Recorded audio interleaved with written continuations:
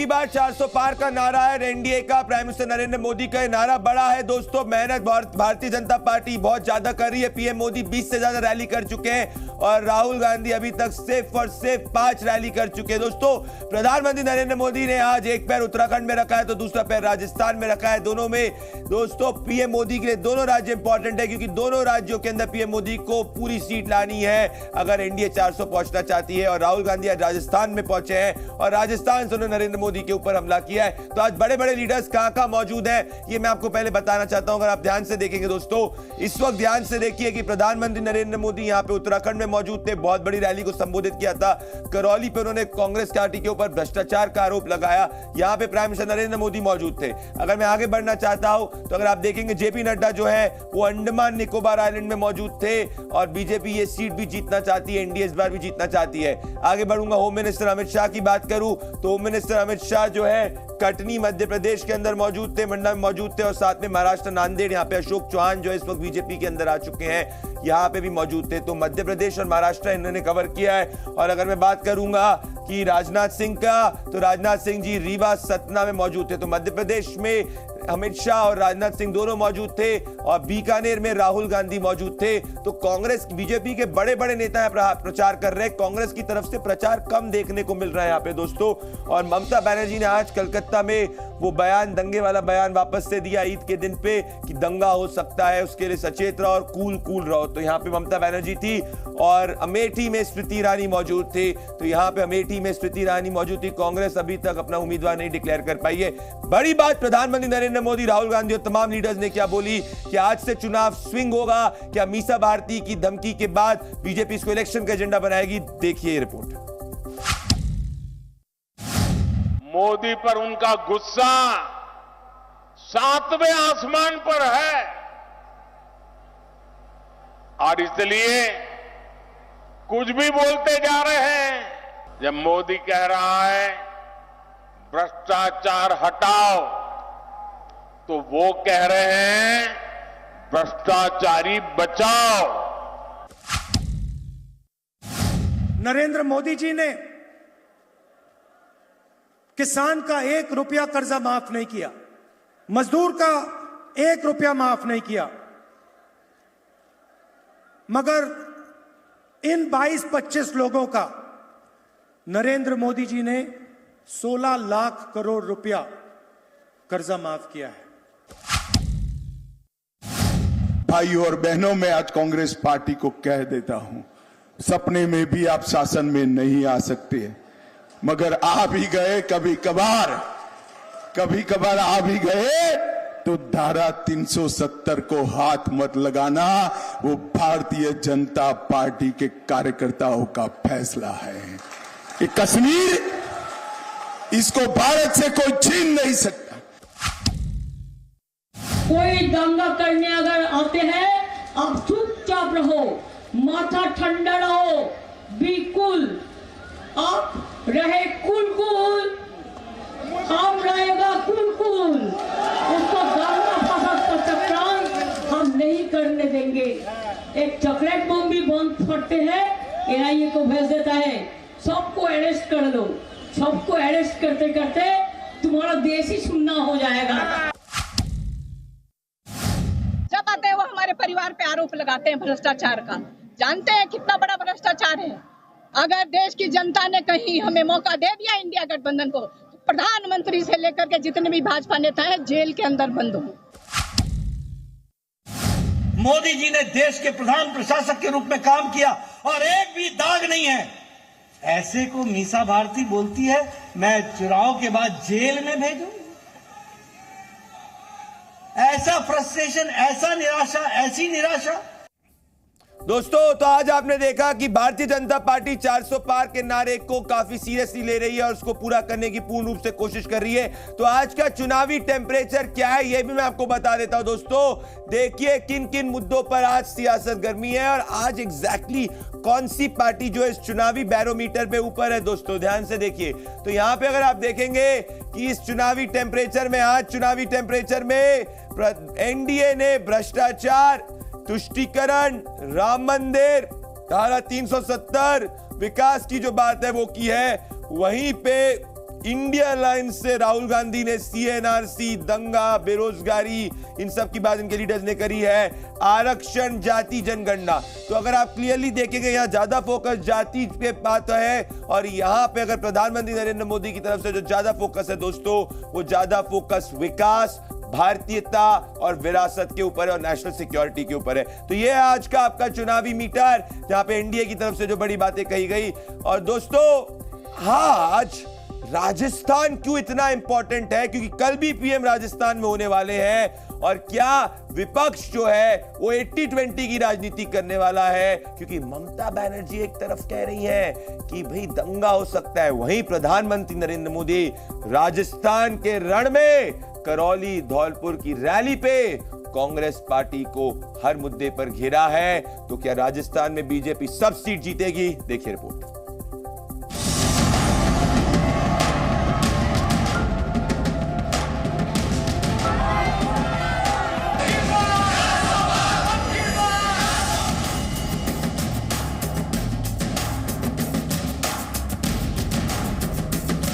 NDA के 400 पार का सपना कैसे पूरा होगा? क्या 370 से ज्यादा सीटों पर बीजेपी की जीत पक्की है? सवाल अहम है और बीजेपी इन आंकड़ों को पाने के लिए पूरी मेहनत कर रही है। तो दूसरी तरफ इंडिया गठबंधन ने भी जोर लगाया है। ध्यान भटकाने का है। राजस्थान में बीजेपी की सरकार है और बीजेपी को राजस्थान से पूरी उम्मीद है। सूबे में करौली, धौलपुर लोकसभा सीट पर पहुंचे मोदी ने विपक्ष पर तीखा प्रहार किया, तो सूबे में राहुल की मौजूदगी ने भी उनका जवाब दिया। ये परिवारवाद और भ्रष्टाचार के दलदल में डूबी कांग्रेस जनता की मजबूरियों में मुनाफा खोजती है। राजस्थान में पानी के संकट को बड़ा बनाने वाली कांग्रेस ही है। नरेंद्र मोदी जी ने किसान का 1 रुपया कर्जा माफ नहीं किया, किसी स्टूडेंट का 1 रुपया माफ नहीं किया, मजदूर का 1 रुपया माफ नहीं किया, मगर इन 22-25 लोगों का नरेंद्र मोदी जी ने 16 लाख करोड़ रुपया कर्जा माफ किया है। सवाल है राजस्थान में कांग्रेस को कितनी उम्मीदें हैं, कितनी सीटों पर उसको जीत मिल सकती है। राजस्थान विधानसभा चुनाव कांग्रेस भले ही हार गई हो, लेकिन 24 के लोकसभा चुनाव में उसे उम्मीदें पूरी हैं। सवाल है कि आखिर क्यों? तो जवाब है वो इंटरनल सर्वे। इस सर्वे में क्या है, अब वो समझिए। राजस्थान में कांग्रेस को सबसे ज्यादा सीटें मिलने की उम्मीद है। सर्वे में कांग्रेस को 5 सीटों का अनुमान है। स्वास्थ्य नीति और पेंशन स्कीम से उसे फायदा नजर आ रहा है। तत्कालीन गहलोत सरकार में लागू की गई स्कीम के सहारे कांग्रेस अपना बेड़ा पार होते देख रही है और उन्हें 5 सीटों पर कामयाबी मिलने की उम्मीद है, और इसीलिए वो राजस्थान पर जोर दे रहे हैं। 0 से 5 हो सकती है कांग्रेस, आपको लग रही है? बिल्कुल बिल्कुल, मतलब हमको बेहोश नहीं हो जाना चाहिए रिजल्ट सुन के। 4-5 सीटें हो सकती हैं, कुछ लोग तो इससे ज्यादा भी कह रहे हैं, पर क्योंकि मैं बहुत ज्यादा ऑप्टिमिस्टिक नहीं हूं, क्योंकि कांग्रेस क्रिकेट की तरह वो हारा हुआ जीता हुआ मैच भी हार देते हैं। एक तरफ कांग्रेस भी राजस्थान में उम्मीदों से है, तो बीजेपी को 2019 की तरह 25 की 25 सीटों पर क्लीन स्वीप करने का भरोसा है, जिसमें से 24 सीट बीजेपी को मिली थी तो एक उसके सहयोगी को। खास बात यह है कि पिछले लोकसभा चुनाव में बीजेपी ने बड़े मार्जिन से कांग्रेस को हराया था। रवि त्रिपाठी के साथ ब्यूरो रिपोर्ट, जी मीडिया। तो दोस्तों 2019 में 25 में से 25 सीटें जो है कांग्रेस पार्टी राजस्थान में हारी थी। अभी विधानसभा चुनाव के अंदर भी कांग्रेस पार्टी को हार का सामना करना पड़ा था, फिर भी कांग्रेस 5 सीट जीतने की बात करी। वो कौन सी 5 सीट है जिसपे कांग्रेस उम्मीद बता रही है दोस्तों? वो 5 सीट देखिए, चुरू, झुंझुनू, दौसा, नागौर, जयपुर ग्रामीण। दौसा में कांग्रेस को उम्मीद है कि इंडिपेंडेंट कैंडिडेट की वजह से उसको जीत दर्ज हो सकती है। दोस्तों 2019 में अगर आप ध्यान से देखेंगे, राजस्थान में एनडीए को सबकी सब सीटें मिली थी। 25 में से 25 सीटें जो है वो एनडीए को राजस्थान में मिली थी, और वोट परसेंटेज देखिए 61%, कांग्रेस का 35%, which means there is a 25% दोस्तों, 25% का वोट डिफरेंस है यहाँ पे। 61 और 35 में माइनस करेंगे, और कांग्रेस कांग्रेस पार्टी को लग रहा है कि ये डिफरेंस कम हो जाएगा। ये बहुत होना मुश्किल है दोस्तों, क्योंकि अगर देश में नरेंद्र मोदी जी की हवा है जैसा जमीन पर दिख रहा है, तो ये वोट परसेंटेज स्टिक रहेगा, इतना गैप नहीं हो सकता दोस्तों। अब आगे बढ़ने से पहले दोस्तों मैं आपको बताता हूं कि इस वक्त राजस्थान की सबसे हॉट सीट, सबसे बड़ी वीआईपी सीट बाड़मेर जैसलमेर के बारे में दोस्तों कल मैं यहाँ पे प्रधानमंत्री नरेंद्र मोदी जो है वो बड़ी रैली करने वाले हैं। वहां से उनके मिनिस्टर कैलाश चौधरी जो है वो भी मैदान में है। पर इस सीट पे दोस्तों निर्दलीय उम्मीदवार रविंदर भाटी भी मैदान में है। यहाँ 26 साल के निर्दलीय विधायक दोस्तों रविंदर भाटी जो है वो यहाँ पे वोट काटने की कोशिश कर रहे हैं और जीतने की भी कोशिश कर रहे हैं। अगर आप देखेंगे कि यहाँ पे निर्दलीय उम्मीदवार के उसमें भी कुछ काफी भीड़ देखने को मिली थी, तो अब बात यह है बीजेपी को लग रहा है कि ऐसा ना हो कि उसके कुछ वोट कट जाए दोस्तों। अब मैं दूसरी हॉट सीट की बात करने वाला हूं, जिस पर आगे की जो रणनीति है वो बीजेपी बना रही। दोस्तों इनमें जो पहली सीट है बाड़मेर की, जिसकी मैंने आपकी बात करी, बाड़मेर की जो ये सीट है ये इसीलिए इंपॉर्टेंट हो गई क्योंकि यहाँ पे त्रिकोणीय मुकाबला हो चुका है। बीजेपी ने इस सीट पर केंद्रीय कृषि राज्य मंत्री कैलाश चौधरी को उतारा है, तो कांग्रेस ने आरएलपी के उम्मीदवार बेनीवाल को चुनावी रण में उतारा है। तो देखना यह होगा कि क्या होने वाला है इस सीट पे, ये समझने की जरूरत है। तो अगर आप देखेंगे दोस्तों कि यहाँ पे बड़ी बात क्या है दोस्तों, बड़ी बात यही है कि बाड़मेर की तरह राजस्थान की एक और सीट है नागौर की लोकसभा सीट भी काफी इंपॉर्टेंट है। इसकी वजह यह है कि 2019 के लोकसभा चुनाव में बीजेपी की टिकट पर आरएलपी सुप्रीमो हनुमान बेनीवाल मैदान में थे दोस्तों, लेकिन इस बार किसानों से मुख्य मुद्दे पर बेनीवाल ने बीजेपी छोड़ दी, लेकिन इस बार उन्होंने कांग्रेस के साथ गठबंधन करके नागौर की सीट से वो लड़ने की बात कर रहे हैं। तो नागौर की सीट जो है वो काफी ज्यादा इंपॉर्टेंट है दोस्तों। नागौर से मुकाबला इतना तगड़ा हो गया है कि बीजेपी ने यहां से ज्योति मिर्धा को मैदान में उतारा है। तो कांग्रेस गठबंधन के साथ बीजेपी जो है वो यहाँ पे कांग्रेस के गठबंधन के साथ में फाइट करने की कोशिश कर रही है। तो मैं यहाँ पे ज्योति मिर्धा वर्सेस हनुमान बेनीवाल है। ज्योति मिर्धा भारतीय जनता पार्टी से लड़ रही है और यहाँ पे हनुमान बेनीवाल जो है आरएलपी से लड़ रहे हैं। ये नागौर की सीट जो है ये काफी ज्यादा इंपॉर्टेंट सीट है। यहाँ से कांग्रेस को लग रहा है कि हनुमान बेनीवाल के साथ में वो कास्ट कॉम्पोजिशन सही बैठा पाएगी और नागौर से वो जीत सकती है। और दूसरी सीट जिसपे बीजेपी काफी ज्यादा मेहनत कर रही है वो है कैलाश चौधरी की सीट। ये दोनों जो सीट है वहां पे अगर आप देखेंगे कि भारतीय जनता पार्टी काफी ज्यादा मेहनत करने की कोशिश कर रही है। तो ये 2 सीटें हैं जिसको आपको इंपॉर्टेंट रूप से देखना होगा बंगाल के अंदर। और 5 सीट कांग्रेस जो है, कांग्रेस 5 पे दावा कर रही है, बीजेपी ये 2 सीट पे बहुत ज्यादा मेहनत करेगी, उसको पता है मार्जिन क्लोज है। अब मैं मूव करता हूं राजस्थान से बंगाल की तरफ, क्योंकि बंगाल में पॉलिटिक्स 80-20 की होती हुई दिख रही है दोस्तों। और आज ममता बनर्जी के बयान से भी आप ये समझ सकते हैं। सुनिए ये स्टेटमेंट।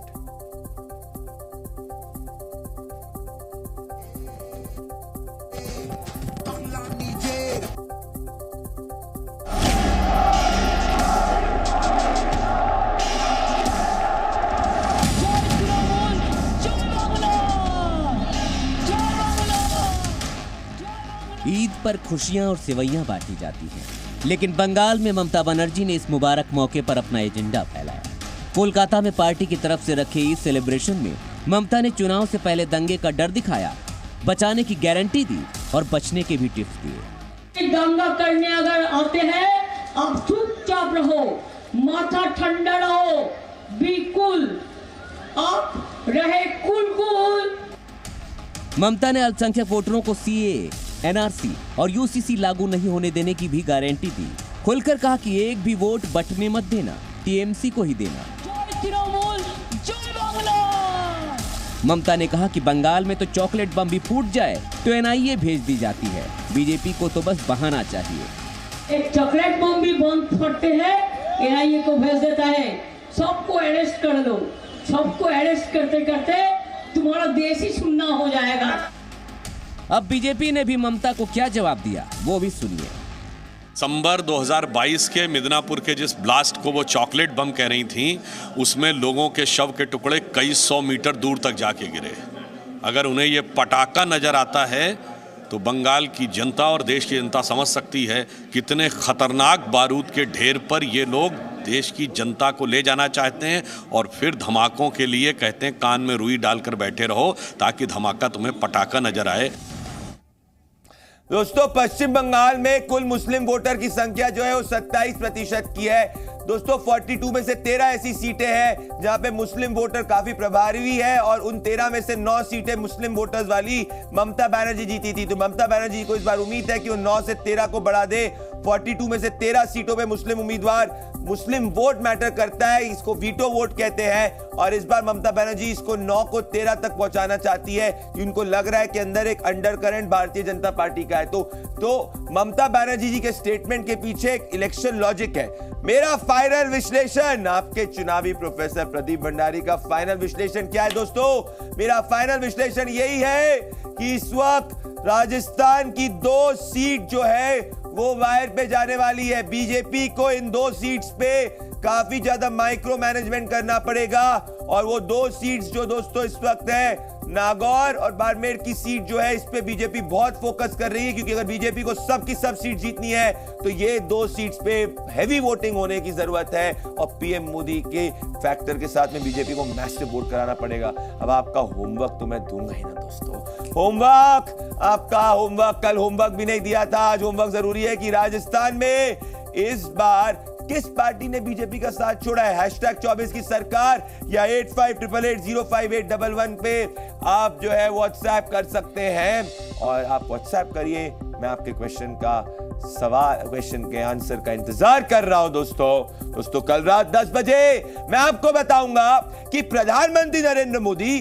किस तरीके से युवा और फर्स्ट टाइम वोटर्स के लिए एक अलग मास्टर प्लान के थ्रू काम कर रहे हैं जो कोई समझ ही नहीं पा रहा है। गेमर्स से लेके, एलॉन मस्क से लेके, कंटेंट क्रिएटर्स से लेके PM Modi first time voters का मेजॉरिटी वोट कैसे लेंगे, स्ट्रैटेजी मैं आपको बताऊंगा कल रात 10 बजे। जी न्यूज़।